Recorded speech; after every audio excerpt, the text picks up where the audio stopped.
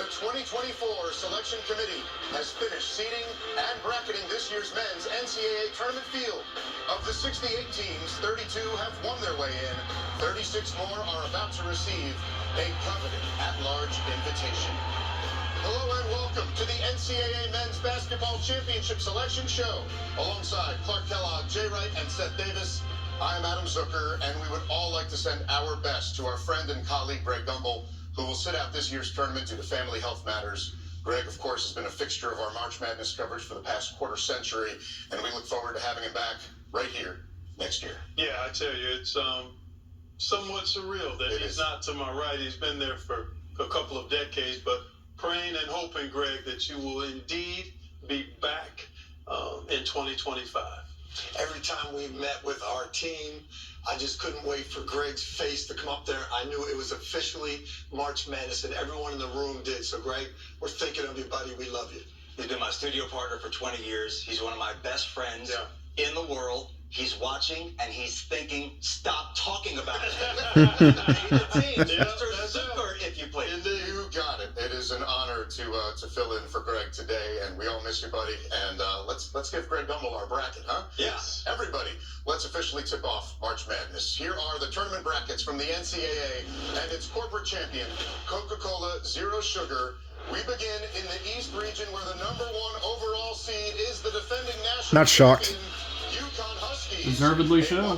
For the first time since We'll be the favorites, so it makes sense. Winning the league outright by 4 games, following it up by winning the Big East tournament at MSG. They'll try to repeat as national champs against a coach who actually did it as an assistant at Florida. That's Donnie Jones, who has Stetson in the tournament for the first time ever. That's why they're celebrating. First time ever. 53 years. Let's see if a Cinderella run is in the making. Watch out for Jalen Blackman. 43 points in the conference championship game, 34 of them in the second half as they won the A-Sun. These are games in Brooklyn, by the way. Next up, the 8th seed, Florida Atlantic. The magical 8th seed runs for the Florida Final Atlantic. Four a year I ago like that. returned nearly all of their stars from that team. They are in as an at-large from the American Athletic Conference. They will face Northwestern, the 9th seed here, Seth. 2 bubble teams in that 8-9 game. They are really happy. Northwestern had never gone. That could be a really good matchup, too. College got there. I will tell you, there's going to be a lot of conversation about FAU getting an 8. I had them in. I don't know too many people who had FAU that high. They had a great season. That's a very healthy seed. All right, these are all Friday games, and now we go from Brooklyn to Spokane, Washington, where we find the 5 seed is San Diego State. Last year's national runner-up, making their 3 straight of the 4 Final Four teams in that region. That's crazy. UAB in their first year in the American Athletic Conference, winning the conference tournament earlier today. Way to go, Blazers. The 4 seed in Spokane, the Auburn Tigers, fresh off winning the SEC tournament earlier today. Their opponent, the 13 seed, Yale, who got a buzzer beater from Matt Noling at the buzzer to represent the Ivy League for the 3rd time in 4 years. Not going to be an easy matchup for the Tigers. Yale is smart. They're going to be able to handle pressure. All right, we go to the bottom half of the East region now. These are games in Omaha on Thursday. And the 6th seed is BYU. Their first season in the Big 12, highlighted by an 8-point win at Kansas. They will face the 11th seed, the Duquesne Dukes. Duquesne has an who are 11. dancing for the first time since 1977, winning the I respect Atlantic 10 championship as a 6th seed earlier today. The 3 seed in Omaha, Illinois. How good did they look? Oh, man, they were super impressive and a dangerous Super underrated. I feel like they could possibly make a run in this side of the bracket. Including Terrence Shannon Jr., who had 40 points in the Big Ten tournament semifinal. The 14 seed here, Morehead State. The first Kentucky represent, baby. Feels like forever ago, a program record 26 wins. Yeah, Illinois, you know you're Morehead State. A muted response as well. Go Eagles. Simmer down a little bit. Smart basketball players. We stay in Omaha for more games on Thursday and Saturday, where we find the 7th seed wow, is Washington 7 seed. State in the tournament for the first time since 2008. Kyle Smith's done a phenomenal job out there, and they're feeling good. They've had an excellent year. This is a team very disciplined, outstanding backcourt. Will be a tough out. Who will they face? The Drake Bulldogs. That's a and 10. the father-son combo of Darian DeVries and his son, Tucker, back-to-back Missouri Valley Conference champions.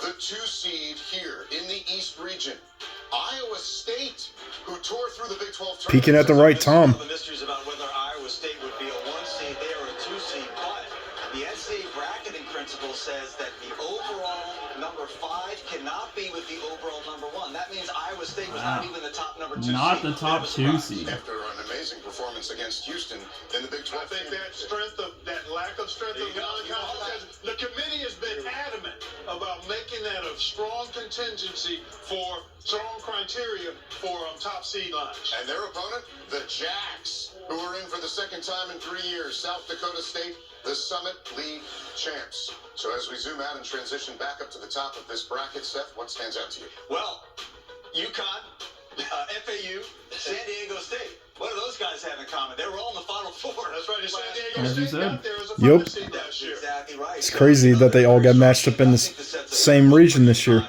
And looking at a potential UConn-Auburn Sweet 16 game in Boston, no need to have a shot clock in that one. That's going to be a high flight up there. I think this sets up great for the Huskies. Yeah, it looks pretty good. I actually love this Florida Atlantic team to possibly make another run, but against a team like UConn, if in fact they get by Northwestern, would be a tall task. And we want to go to the bottom of this bracket now. I tell you what, Illinois has been so impressive. But keep an eye, folks, on Morehead State. They've got one of the best players in the country in Riley Minix. He's a terrific 21-10 guy, and that team is really balanced. Love what Washington State has done, and obviously Iowa State there on the 2 line against a pretty good South Dakota State team.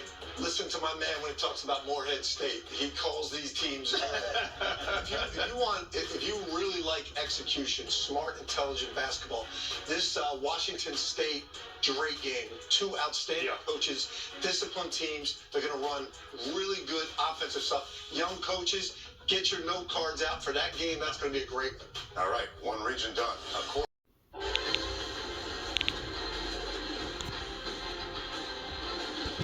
And welcome back to the NCAA Men's Basketball Championship Selection Show. Let's get right back to the reveal of the tournament brackets from the NCAA and its corporate champion, AT&T. Our attention now is on the upper right quadrant. Houston.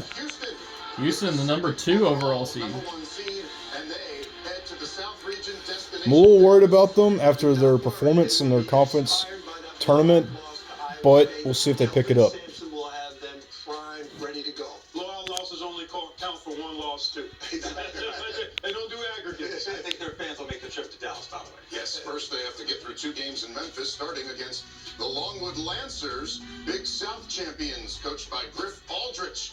The 8-9 game in Memphis on Friday features Nebraska.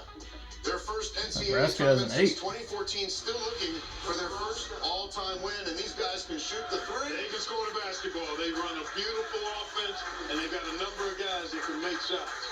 They say Tamanaga, one of them, and they will be matched up with the 9 seed here, Texas A&M, with some big wins down the Wow. Texas A&M supposedly a bubble team. That could be good. It's a healthy team. Yeah. I'm not real surprised. They were one of those teams. That's going to be a fun matchup.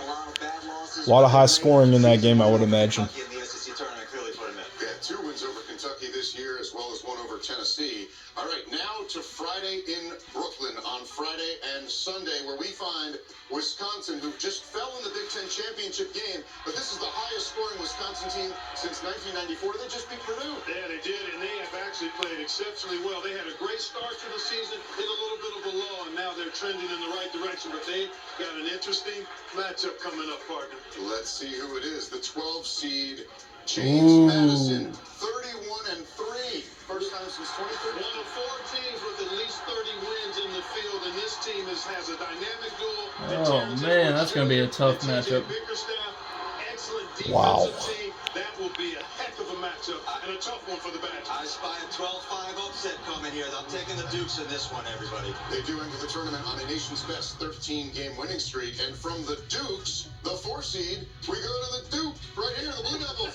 The national champ as a player, John Shire, now in his 2nd year as head coach after replacing Coach K. They are coming to Brooklyn, where they will face the 13 seed Vermont Catamounts, the 13 seed America East champs. coached by John Becker. So now we go to the bottom half here of the South region, and games in Pittsburgh on Thursday and Saturday. The 6th seed is Texas Tech. Grant McCaslin making his first NCAA tournament appearance as Texas Tech head coach. They are matched up with NC State. And wow. They went on 5 wins in 5 days, including over their 2 in-state rivals to win the ACC championship. Emotionally, how Tempted. much can NC State I'm tempted to pick NC State winning here. a conference championship like that is so big to you. Yeah. They got to regroup. They need 2-3 days off. Well, they do. I mean, practice one of those days. Practice. Yeah, right. The player needs no practice. Yeah, that's right. Still celebrating their first conference tournament title since 1987. 3 seed Kentucky. Wow. Kentucky. They didn't Did play not expect that.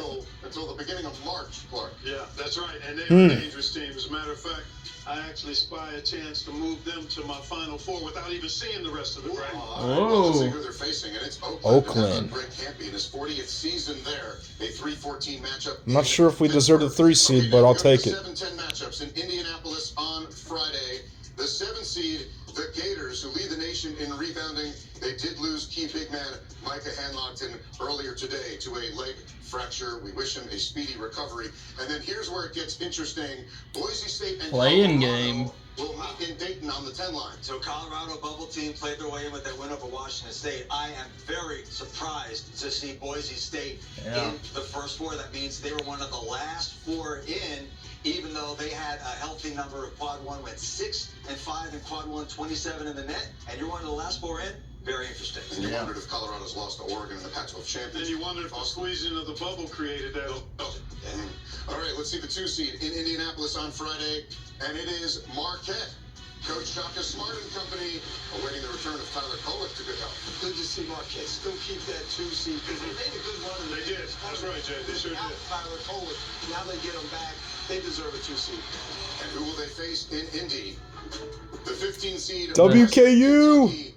Steve Lutz Big stuck Red. the landing in his first season at Western Kentucky to get the Hilltoppers into the tournament for the first time since 2013. So as we slide back up to the top of this region, Clark, is there a team or a matchup that stands out? Yeah, that first one we talked about, the 12-5. I mean, James Madison, I've watched them a bunch this season. They're really good. Defensively, they can mix it up. Offensively, they got a nice inside-outside combination. One of the highest scoring teams in the country. So this is and Wisconsin is playing excellent basketball. I'm really looking forward to that matchup particularly. Texas A&M in an 8-9 game with Nebraska. Nebraska needs that first win, and they got stuck with Texas A&M, who is sizzling hot since they put Manny Obaseki in the starting lineup. If we move down now to the rest of the bracket there, I'll tell you one thing. Kentucky is really interesting to me. John Calipari is one of the coaches that has always been known as a defensive coach. Has kind of changed and gone offense. There's a couple teams in the tournament like that, Alabama. How far can it take them? I think it could take them to at least Sweet 16 against Marquette, then see what they got defensively at that point. I just want to go on record. I've got James Madison in the Sweet 16. Again, I'm surprised to see Boise State as the 10. The big question on this side of the bracket is the health of Tyler Kolek. Yes, no doubt. But either way, the way that Kentucky plays, it gets up and down the floor. I know Florida's got an injury issue too. Yeah. But Kolek to me is a big-time X factor in this tournament and certainly in this side of the bracket. A lot of high-powered offenses who will have to potentially get through. And away we go.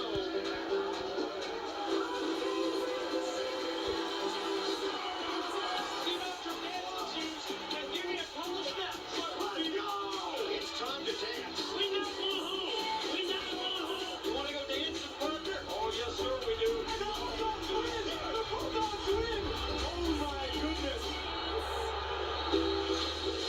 Yeah, the madness is already in full swing as evidence. The top seed was victorious in just 11 of the 32 conference tournaments. Halfway through the bracket now, many conference champs still wondering where they'll be slotted and who they will play. And so back to the brackets now from the NCAA and its corporate champion, Capital One. We are in the Midwest region now, the lower right quadrant, where the Purdue Boilermakers are the third #1 seed. And of course, this is Zach Edey's last ride. Just became Purdue's all-time leading. You screwed me last year, Purdue. In the conference semifinal classic, won by Wisconsin. They will face the winner from Wednesday's Friday's matchup at the First Four in Dayton between Montana State, the Big Sky champs, and Grambling State making their first NCAA tournament. Yeah, congratulations to the Tigers of Grambling State and Deontay Jackson, their head coach. He's been knocking on the door and finally gets that ticket scanned. SWAC champions. Congratulations to Grambling State. Now to Friday in Indianapolis, where we find the 8 seed Utah State, who in Danny Sprinkle's first season returning 0 points from last year's tournament team. That's pretty They crazy. won the Mountain West regular season title, and they've got a guy named Great Possible. Better watch out. The 8 seed against the 9 seed, and the 9 seed will be TCU, who tied a school record with 9 Big 12 wins this year, including a win over Houston. That's going to be a tough matchup. TCU is fast and athletic. Yeah. They've got great guards. It's going to be a tough matchup for Utah State. Now we have Thursday games here as well in Salt Lake City. The 5 seed is Gonzaga as a 5. maybe a back I don't agree with that. Whoa. I don't agree with that. seed that nobody wants. Oh, McNeese. Hey, I mentioned there are 4 teams in 130 games. I think that's another potential 12/5 upset there. 131, Houston 130, and UConn is 131. This team is I don't agree with Gonzaga being a 5 at all. Stuff the guard who can carry a team, but they defend, they're athletic, they're tenacious. That is going to be a hands-full matchup for the Zags. 30-3 after just 11 wins each of the previous 2 years. Will Wade's first season on the job there.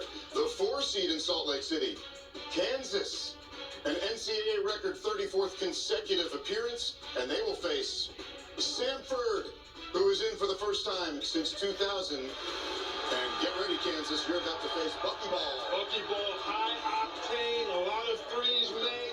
A chore. Remember that name, folks. Outstanding forward. This team is deep, plays a fast pace. That'll be a challenge for a kind of depleted Kansas team. They've been injured. Hunter Dickinson may be out, so that's going to be a handful. And let's go to the bottom half now of the Midwest region. These are games in Pittsburgh on Thursday, starting with South Carolina, the 6th seed. After being picked to finish last in the SEC, they tied for 2nd. And it's their first tournament since 2017. Lamont Paris, the SEC coach of That was the year of the Miracle Run they had. They will face the 11th seed, who clinched it last night, the Oregon Ducks, winning the final Pac-12 tournament to get the automatic bid. The 3 seed in the Midwest region is Creighton, who tied a program record with 14 Big East wins. 3 players averaging 17 points or more for these guys. Creighton's a dangerous team, too, and as a 3 seed, that's good because they avoid the 1 seed later in the tournament. Yeah, that's right. Meet them as early. Creighton can make a run here as a 3. And they will face the 14th seed, Akron, after a wild ending in the Mid-American Wild Conference ending, to say the Championship least. game. Akron is in what was heartbreak for Kent State. Now, first and second round games in Charlotte, North Carolina. On Thursday, Texas is the 7th seed behind Rodney Terry, and they will face another First Four winner. On Virginia makes between it. Virginia and Colorado State. Not surprised to see Virginia. So in it the looks first like four. Indiana I'll tell you State what, is not Virginia gonna make it. wasn't buying the Nope. whole Mountain West love. That's a I don't know shame. Anybody who had Colorado State this low, not to mention I talked about Boise State the 10 and the regular season champ Utah State in 8. Interesting choices. It sure is. But who's the 2 seed in Charlotte, North Carolina? Not too Tennessee. far from Knoxville. The Tennessee Volunteers, regular season champs in the SEC, led by Dalton Connect, who led the conference in scoring. And the country's going to get to see Dalton Connect all again. And he's going to get to play on the big stage for the first time. This is going to be big time for him and for all of us to be able to watch. And you know who's back? As a 15 seed, the St. Come on, St. Peter's, do it again. Darlings of the 2022 tournament are back with fresh feathers. As we move back to the top of this region here, Jay, what draws your attention? One thing I have to say about Gonzaga, everybody was saying all year, what's wrong with Gonzaga? They're not going to make the tournament. They're a 5 seed. This is the 24th consecutive tournament they've been in. Only Michigan State and Kansas had made more consecutive tournament runs. That's incredible. It really is. That's And a that- remarkable feat by those programs. And I got to tell you, that matchup, now whether you get rewarded, they get McNeese, your team, and Will Wade, who who is a brutal first round. Yeah, I like McNeese in that game because of their speed and show. Hade Wells is a real problem at that backcourt spot. Yeah, this is the part of the show where I light myself on fire. Because I've got McNeese over Gonzaga, and you ready? Samford takes down Kansas. You mentioned Whoa. the injuries to Kansas. They were already not a deep team. Stanford is an up-and-down team. They play 10 guys. It's not far off It's if all you think split about second. it. We're out It's the really middle not. after. We've got a potential matchup between Texas and Tennessee, where Rick Barnes, the Tennessee coach, used to coach. I think the dangerous team in this bracket is Creighton. They play at a slower tempo. I think they can get by Tennessee in the Sweet 16. Tell you what, Oregon is interesting because they finally gotten healthy, and Infale Dante is a difference maker. Big guy who can protect the rim and is a great passer. They've got good shooting around. They could be. Dana Altman always seems to have his team moving in the right direction this time of year. And Dante didn't miss a shot in the back. That's right. He went for it. He was perfect. Yeah. Last night. All right, the Capital One. Recognize and thank our official NCAA corporate champions and corporate partners for their ongoing support of the NCAA and NCAA student athletes throughout the year.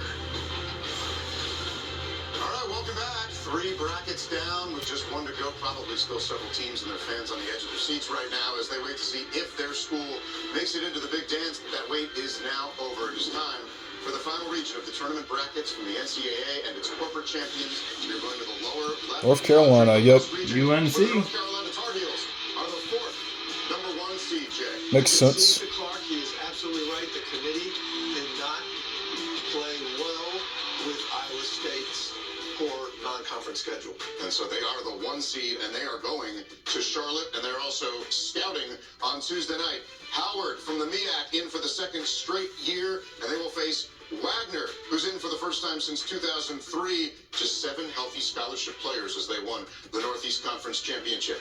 Also in Charlotte, also on Thursday, Ooh, Mississippi State with Chris That James. big win against Tennessee helped them for sure. They are in at 21-13, facing the 9 seed, Michigan State and Tom Izzo. Ooh. Yeah, they've kind of played their way onto the bubble, especially with all these bid thieves coming in late. So a little bit high for a bubble team at number 9, but I think they're properly seated. The committee got that one right. All right, in this region, we are cut up between 4 locations in a couple of days. So on Friday in Spokane, we get the 5 seed St. Mary's West Coast Conference champs. Hey, it was so long ago they won the conference championship. Don't forget about that. They're playing hot. Just came off 2 wins against Gonzaga this year, won the tournament. This is a great team with Matheny in the backcourt, Marcelonis. They are a very dangerous team in this tournament. Gonna be a lot of Gonzaga fans in the area. And they are going to face Ooh. Grand Canyon. The Lopes, the Antelopes, I tell you what, this team is top 20 in field goal defense. They can bang inside with That could be St. Mary's, and they also a really good matchup, too. And they got a player in Tyon Grant Foster, an NBA wing player potentially that is dynamic. This is going to be a heck of a matchup to lock into, folks. Those 29 wins, a school record. The 4 seed going to Spokane. It's a cross-country flight for Alabama, who led the nation in That's gonna scoring be average tough. with over 90 points a game. Their opponent, 13 seed. Maybe they could share a flight. Charleston. We need that kid to bark at Alabama the whole entire game. Get to 80. They're 20-0 when they do so. We go to the bottom half of the West Region games in Memphis, Tennessee, where the 6th seed on Friday is Clemson. A season highlighted by a win at North Carolina, their first on the road against the top 3 team in nearly 50 years. And now they get to see who they're going to face. And that is the 11th seed Richard New Mexico's Pitino's hot. New Mexico Lobos, who left no doubt yesterday on CBS, winning the Mountain West Championship. A feisty team to deal with. Watch out for Jalen House. 28 points last night. Congratulations to the Lobos. The 3 seed in Memphis is the Baylor Bears. 6 players averaging double figures for these guys as they match up with the 14 seed. The Fighting Toothpaste. Who won Yes, the Patriot sir. League regular season and conference tournament championship game. Now we go to Salt Lake City for games on Thursday, where we find Dayton at the 7, is in wow. as the 7th seed. Again, people describe Dayton as a bubble team. They went out early in the A-10 tournament. A 7 seed is not a bubble team, folks. They were very safely in. And Dayton will face in Salt Lake City, Nevada, who is in at 26 and 7 to celebrate. There's the confetti. That's how you like to see that confetti. And now we just have 2 teams left to reveal. The 2 seed in the West Region. region, Destination LA, is Arizona, third in the nation in scoring. And they won the final Pac-12 regular season title. Yeah, they were terrific all season long. Had a bump or two here, but this is a dynamic offensive team with size and versatility. Talented enough to be a one, but as you said, a couple bumps knocked them out. Yep. And they will face, and this is a wild story, Long Beach State head coach Dan Monson and the school had agreed to a mutual separation on Monday, but then they just kept winning. The Big West. Funny how that works, huh? And now they are in the field of 68. March is time for madness and miracles. That's exactly right. And renewed vows. All right, let's start attention here at the top of the bracket. Clark, go first. Yeah, I tell you what, this Michigan State, Mississippi, all the 8-9 matchups, but with Tom Izzo, I read that he's about a 65% winner in games where his team is the lower seed. You cannot Interesting. go against Michigan State. And they play some of their best basketball here lately. Even though they haven't gotten the win results, they're playing better. They are playing well right Yeah. now. You're exactly right. Great game against Purdue in the tournament.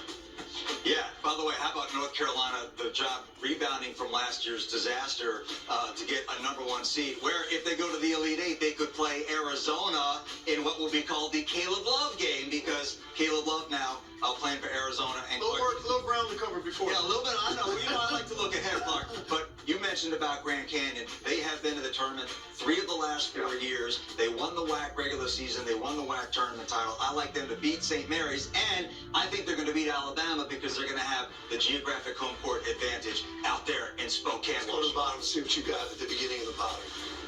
Well, I actually like Clemson to get to the Sweet 16. I think that's a comfortable matchup for Baylor. They can slow them down. And again, Bold look at statement. The Mountain, they're That is a happy to bold be in as statement. the 10 seed. Committee was not feeling the Mountain West. They got all the teams in, but they didn't get great seeds. I'm with you though. I think Arizona's got a great path here to get to the Final Four, get matched up against Carolina. They look pretty good right here the way this matches up. Also, New Mexico is a really hot team right now.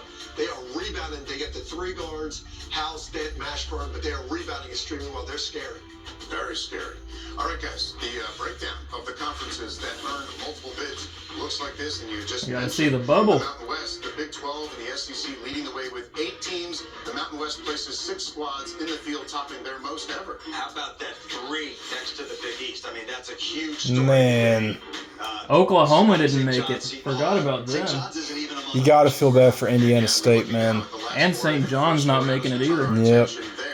I was really wanting to see Kareem Abdul-Jabbar in the tournament, but Is there a team that you feel we'll see how they do in the NIT. that was left out, and if so, who would you take it? Well, definitely no one's pounding the table on this. If you played your way out of the bubble, I'm shocked that Colorado State is the last team in. I Yeah. have Seton Hall in, Virginia out. You could absolutely make a case for Virginia. Unlike Seton Hall, they didn't have any bad losses. But again, St. John's, I had St. John's as my first team.